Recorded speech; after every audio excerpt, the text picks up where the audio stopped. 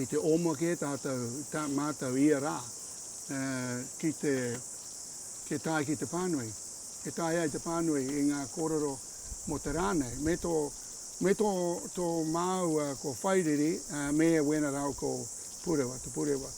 Me te mōhio anō, kei te hihia mātou I te pānui I ngā kōrero mō tēnei rā, mō ngā kōrero mō apōpō rānei, haunga ngā mea o te wiki I muri.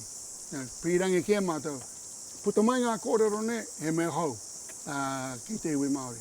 Kia mōhio te iwi Māori, he hanga neke ngā o te ao, me te whenua, me ngā kōrero Māori. Koe nā tō mātou mahi ia rā. He reinga kei te tipu mai, kare rātou mōhio ko wai tēnei tangata. Mō mōhio tonu koe, ka pūturuha, ka hao te rangatai. Kare kore, koe tahi kare te mōhio koe tēnei tangata. No reira, me waihope ngā pānui, ngā kōrero, mā rātau kōrero, I ngā mea mahi mai, I ngā tau ki muri. Whātakau tau ki muri, te nuinga o te iwi Māori, kare no kia whānau mai, I te wā I tīmata te karere.